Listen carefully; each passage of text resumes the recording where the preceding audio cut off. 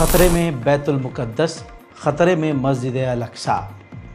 Israel के settlers trend चला रहे हैं। सोशल मीडिया पर यह वीडियो वायरल है जिसमें आप देखें आर्टिफिशियल इंटेलिजेंस से बनाया गया वीडियो है जिसमें मस्जिद अल-अक़सा को आग लगाई गई है और आग लगाकर खाक करने के बाद वहां पर इज़राइलियों ने अपना जो टेंपल है वो बनता हुआ दिखाया है और पूरी दुनिया के सोशल मीडिया के ऊपर इसको पहुंचाया जा रहा है। इज़राइलियों का, ज्यूस का ये नया ट्रेंड है जिसमें उन्होंने लिखा है इस वीडियो के साथ कमिंग सून, यानी बहुत जल्द ये होने वाला है। इसमें कोई दो राय नहीं है। जिस तरह से मुसलमानों के हालात हैं, मुसलमानों से सब कुछ छीन लिया गया है। मुसलमानों का पहला क़िबला बैतुल मुक़द्दस सीधा सीधा ख़तरे में है। फ़िलिस्तीन का वेस्ट बैंक हो, नेबुलस हो या पूरा गाज़ा, इज़राइल का इन तमाम जगहों पर पूरी तरह से कब्ज़ा है। इसी तरह से बैतुल मुक़द्दस भी अब सीधा सीधा ख़तरे में पड़ चुका है। वहीं बात करें अमेरिका की, तो अमेरिका की तरफ से एक बड़ी खबर, ये तस्वीर देखिए, अमेरिका के सैनिक सीरिया से बाहर निकल रहे हैं। जी हाँ, जोलानी खुद जब अमेरिका का आदमी है तो ट्रंप सरकार का मानना है कि वहाँ पर फिर अमेरिकी फ़ौज का कोई काम नहीं। जोलानी और अमेरिका इस वक्त एक ही हैं। इसके बाद जोलानी से अगली खबर है ये, जोलानी से डोनाल्ड ट्रंप ने मांग की है कि फ़िलिस्तीन के लोग जो सीरिया के अंदर हैं उन्हें फ़िलिस्तीनियों को अपने सरज़मीन से बाहर निकाल दो। यही नहीं, अमेरिकी डेलीगेशन, तस्वीर देख लीजिए, अमेरिकी डेलीगेशन सीधा पहुंची थी सीरिया और उन्होंने मुलाकात की है सीरिया के राष्ट्रपति जोलानी से और अमेरिकी प्रोपेगेंडे को जोलानी आगे बढ़ा रहा है। इस तस्वीर से साफ हो चुका है जोलानी जो कुछ भी कर रहा है अमेरिका के इशारे पर कर रहा है। आज जो मुसलमान जोलानी को अपना सब कुछ मानने को तैयार हैं, अफसोस के साथ बता दूं, वो ISIS का एक आतंकी था, अल-कायदा का एक बड़ा आतंकी था। सबूत आज आपके सामने, बहुत लोगों ने सबूत मांगा था, मैं आपको सबूत देने आया हूं। इराक का एक पुराना वीडियो, जब इराक के अंदर आतंकवादियों के खिलाफ अमेरिका ने ऑपरेशन चलाया था और फिर कई आतंकवादियों को गिरफ्तार किया था, जिसमें ISIS और अल-कायदा के ख़तरनाक आतंकवादी डिटेंशन कैंप में, जेल में डाले गए थे अमेरिका के द्वारा। पहली तस्वीर काफ़ी दुर्लभ है, ज़रा एक तस्वीर को ध्यान से देख लीजिए, ये जोलानी है। जी हाँ, हाथ में आप देख सकते हैं, उसकी नेम प्लेट भी है और शक्ल तो आप पहचान ही रहे हैं। ये उसकी जवानी की तस्वीर है जब अमेरिका ने उसे इराक में गिरफ्तार किया था। अब दूसरी तस्वीर देखिए, आतंकवादियों के इस ग्रुप के साथ पीछे जो खड़ा शख्स दूसरे नंबर पर है, जोलानी साफ नज़र आ रहा है। उस पर लिखा भी गया है अरबी भाषा में जोलानी की तमाम जानकारियाँ। तो आप समझ सकते हैं एक आतंकवादी को एक देश का राष्ट्रपति बनाने में अमेरिका का क्या रोल है। शायद जोलानी ने खुद पहले ही डील अमेरिका से कर ली थी। आज उस डील के मुताबिक जोलानी अमेरिका का वफादार है और अमेरिका जोलानी का वफादार है।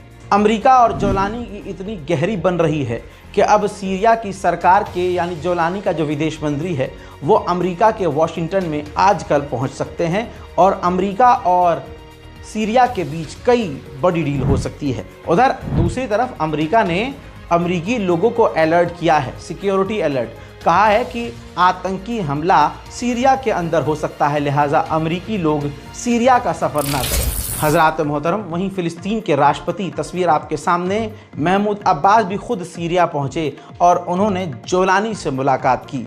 हालांकि सभी को पता है कि फ़िलिस्तीन के लिए एक कदम भी जोलानी सरकार नहीं उठाएगी। ज़ाहिरन ये तस्वीर दुनिया के सामने लाने के लिए अमेरिका ने ही महमूद अब्बास यानी फ़िलिस्तीन के राष्ट्रपति को सीरिया भेजा होगा। जैसे भारत में एक ख़ास समुदाय है, उसको उन तमाम लोगों से प्रॉब्लम है जो भी सरकार के ख़िलाफ़ है। ऐसे ही हरकतें इज़राइल में हो रही हैं।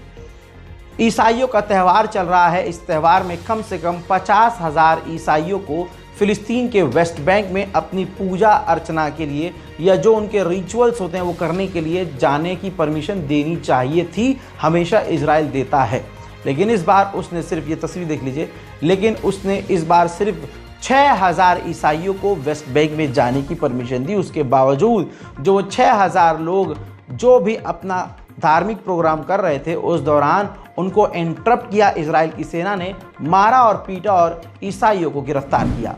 वर्ल्ड प्रेस 2025 में जिस फोटो ने अवार्ड जीता है वो ये है फोटो। गाज़ा का एक वो बच्चा जिसके दोनों हाथ इजराइल की बमबारी में ख़त्म हो चुके हैं, शल हो चुके हैं। गज़ा के अंदर अभी भी नरसंहार जारी है।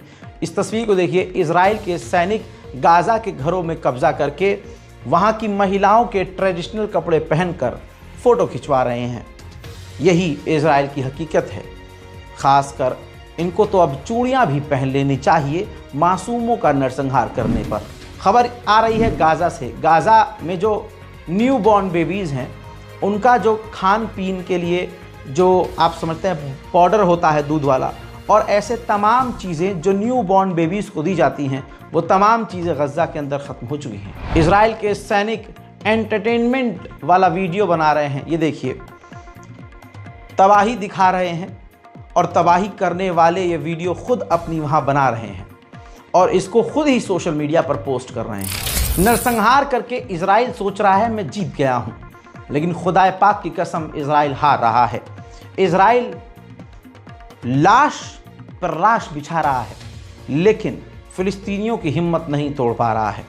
एक नौजवान बता रहा है कि मलबे में अभी भी मेरे 2 बेटे और मेरी बीवी दबी हुई है, मुझे नहीं पता कि वो जिंदा है या शहीद हो गए, लेकिन खुदाए पाक की कसम मैं गाज़ा की ज़मीन नहीं छोड़ूंगा। بدهم يطلعونا من الشمال من غزة. احنا عمرنا ما بنطلع. زوجتي وابني تحت الردم، اللي عايش عايش والميت ميت، لكن اقسم بالله ما عمرنا بنطلع، اقسم بالله ما بنتهاون، والله العظيم يا ترامب ويا نتنياهو اقسم بالله مرتي محروقة، والله العظيم ما بنسلم وما بنستسلم، قسما بالله ما بنسيب أرض غزة، تربينا فيها والله لن نموت فيها.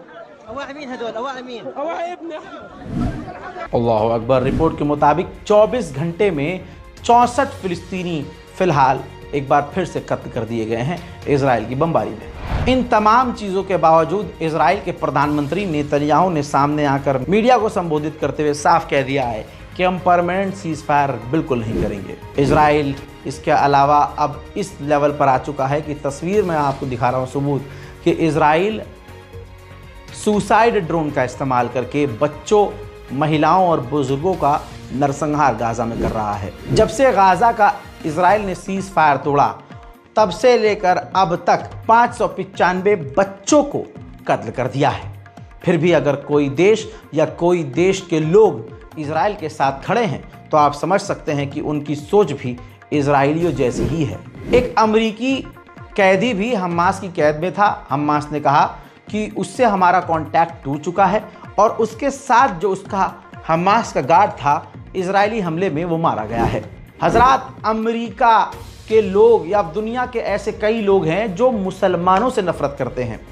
अमेरिका में एक रेस्टोरेंट के अंदर एक मुसलमान लड़की खाना खा रही थी, रेस्टोरेंट में बैठी थी, तो एक अमेरिकी राक्षसनी चुड़ैल पीछे से आती है, हिजाब देखती है और कहती है कि तुम में से बदबू आ रही है, तुम जैसे लोगों को डोनाल्ड ट्रंप इस देश से निकाल देगा, तुम्हारा परिवार फिलिस्तीन के अंदर मारा जा रहा है।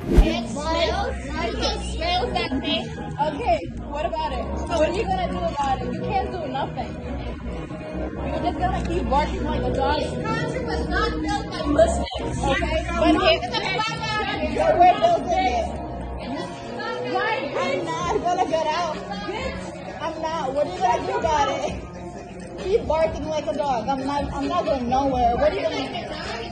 Yeah. Yes, you are. Yeah, you're trying to get me out, but you're sitting right here and I'm here. You can't do shit. Just bark. Let me know when that happens. And yours will be too. Maybe not in this world, but maybe in the afterwards. Yeah, for sure. Yeah. You got your thoughts? अल्लाह अकबर। उधर बैतुल मुकद्दस, क्योंकि बोल चुका हूँ खतरे में है, बैतुल मुकद्दस के अंदर बराबर रोज़ हज़ारों की तादाद में मुसलमान तो नहीं लेकिन यहूदी पहुँच रहे हैं।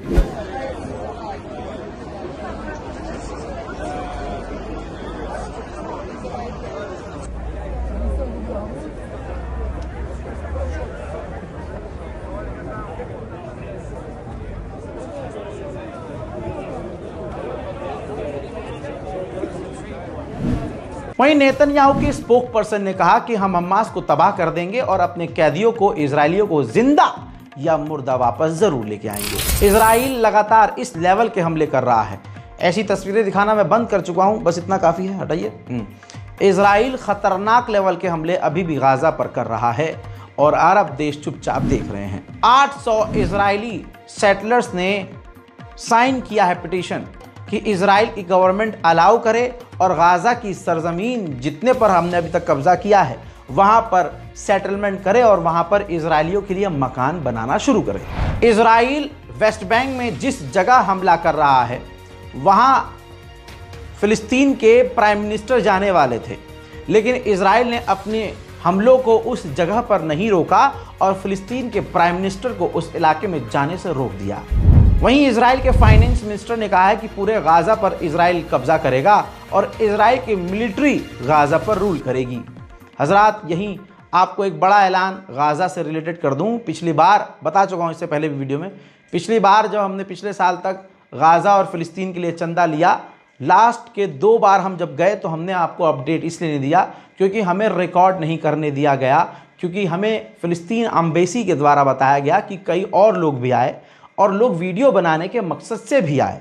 वो वीडियोस बहुत वायरल हुई, जिसके बाद हम खतरे में पड़ गए थे, क्योंकि भारत एक ऐसी जगह है जहां से मुसलमानों ने भारी मदद पहुंचाई है। ऐसे में इजराइल की एम्बेसी भारत में भी है और उसका लिंक भारत सरकार से हमसे ज़्यादा मजबूत है। ऐसे में हम नहीं चाहते कि कुछ इस तरह की घटना हो कि हम नज़र में आए। इसके बाद उन्होंने जितने भी लोग गए या हम भी गए तो रिकॉर्ड नहीं करने दिया, ना वीडियो बनाने दिया गया, ना फ़ोटो के लिए अलाउ किया गया। लिहाजा उसके बाद मैंने आपको मना कर दिया था कि कोई भी पेमेंट मत कीजिएगा। लेकिन बता दूं कि ईद तक और रमज़ान के बाद तक, यानी रमज़ान और ईद तक, लोगों ने बार बार हम को मेल किया, मैसेज किया, टेक्स्ट किया। सामने से मिलने वालों ने कहा कि भाई हम नहीं जा सकते, आप हमारी रकम वहाँ तक पहुँचा दिए। हमने फिर भी मना किया, लेकिन अकाउंट्स डिपार्टमेंट से हमने बात करी तो अब हमें पता चला है कि हमारे अकाउंट में 40,000 समथिंग जो है गाज़ा के नाम और फ़िलिस्तीन के नाम से लोगों ने 1-1, 2-2 रुपया, 50 रुपया जैसे भी करे, टोटल अमाउंट 40,000 समथिंग कुछ हो गया। तो अब जाना तो है ही, सीधी बात है। तो ऐसे में दोस्तों अगले महीने 31 मई लास्ट डेट है। तब तक वो लोग जिन्होंने ये नियत कर ली थी कि हम रज़ाग्राफ़ी के ज़रिए फ़िलिस्तीन एम्बेसी तक ये पहुंचाएंगे रकम, वो लोग जो फ़िलिस्तीन एम्बेसी खुद नहीं जा सकते हैं, वो लोग जो ये सोच रहे हैं कि भाई हमारे अड़ोस पड़ोस में मदद की ज़रूरत नहीं है और हमने वहाँ कर भी दी है, हमें ये रकम जो है फ़िलिस्तीन एम्बेसी पहुँचानी है, गाज़ा को मदद देनी है, सिर्फ वो लोग भाई इस बारकोड का इस्तेमाल करें या जो नीचे करंट अकाउंट आपको नज़र आ रहा है इसमें आप अकाउंट ट्रांसफ़र करें। और ट्रांसफ़र करने से पहले फिर बोल रहा हूँ, जब आप यूपीआई करें, फॉर एग्ज़ाम्पल आप 10 रुपये यूपीआई कर रहे हैं तो नीचे लिख दें फॉर फ़िलिस्तीन या फॉर गाज़ा, ताकि हमारे ट्रांजेक्शन में जब ये आए, अकाउंट पे आए, तो सीधा गाज़ा का नाम या फ़िलिस्तीन का नाम शो हो जाए, ताकि हमारे अकाउंटेंट को डोनेशन फ़िल्टर करने में आसानी हो। हज़रात मोहतरम याद रखिएगा, 31 मई 2025 लास्ट डेट, उस तारीख तक हम पहुंच जाएंगे फ़िलिस्तीन एम्बेसी या फिर उससे पहले हम चले जाएंगे और आपको तमाम जानकारी ज़रूर देंगे। 7 अक्टूबर 2023 के बाद पहली बार ऐसा हुआ है जॉर्डन में। जॉर्डन की सरकार इजराइल के आगे नतमस्तक तो है, लेकिन जॉर्डन के लोग बिल्कुल फ्रीली इजराइल के खिलाफ फ़िलिस्तीन के समर्थन में प्रदर्शन कर रहे थे। लेकिन 7 अक्टूबर 2023 के बाद पहली बार जॉर्डन में ऐसा हुआ है कि फ़िलिस्तीन के समर्थन में जो रैली निकालने वाले लोग थे, जॉर्डन के लोग, उस रैली को जॉर्डन की गवर्नमेंट ने रोक दिया और साफ इनकार कर दिया कि आप फ़िलिस्तीन के लिए सड़क पर नहीं आ सकते। उधर तुर्की की तस्वीर देखिए, तुर्की के इंटेलिजेंस ने हमास के जो लीडर्स हैं उनके साथ मुलाकात की है।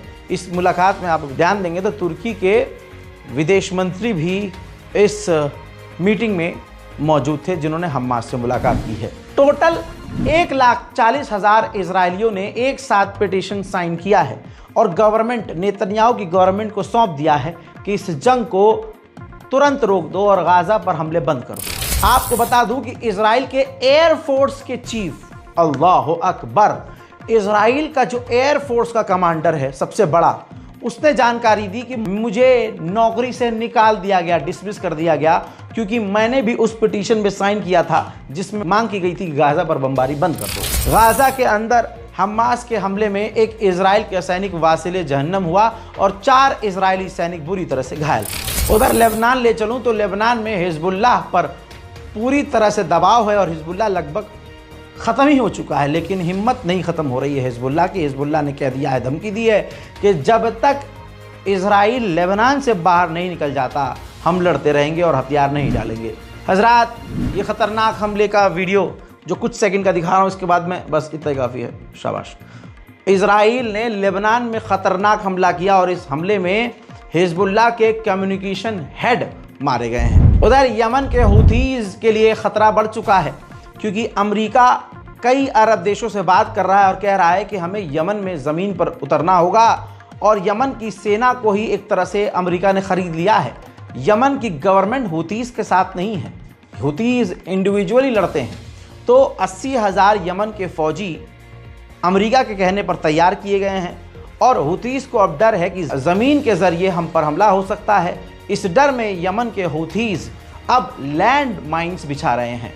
इसके अलावा हूथीज़ ने अमेरिका की 21वीं बार नाक काट दी है। 21वीं बार 21वां MQ-9 रीपर हूथीज़ ने मार गिराया है। वहीं ये चंद तस्वीरें मैं आपको दिखा रहा हूँ। अमेरिका ने इसके बाद हूथीज़ के ऊपर और बड़े हमले किए हैं। हजरात, अब मैं हमले का वीडियो तो नहीं दिखा रहा हूँ आपको बार बार, लेकिन ये तस्वीर देखिए। यमन के ऊपर जो इजराइल ने हमला किया, तो ठीक ये हमले के बाद का मंजर है। सिविलियंस इलाके में हूथीज़ के ठिकानों पर और रिलीजियस एरिया पर, जो काफ़ी सेंसिटिव इलाका है यमन में, और कहा जा रहा है इसमें कई मस्जिदें भी शहीद कर दी गई हैं। इजराइल के समर्थन में लगातार अमेरिका यमन पर हमले कर रहा है। अमेरिका यमन के ऊपर अपनी पूरी ताकत झोंक रहा है। अपने सबसे खतरनाक बमों का इस्तेमाल वो एयरक्राफ्ट कैरियर से कर रहा है। इसके लिए तस्वीर देखिए, ये देखिए इस तरह के खतरनाक बम। ये वीडियो खुद अमेरिका ने जारी किया है और दिखाया है कि हम कितने खतरनाक हथियारों से यमन के हूथीज़ पर हमलावर हैं। हजरात मोहतरम, फिलहाल के middle east special detail report में इतना ही। इस रिपोर्ट को शेयर कीजिए, दुआओं में याद रखिए और चैनल रज़ाग्राफी अनस्क्रिप्टेड को सब्सक्राइब ज़रूर कीजिए। जय हिंद।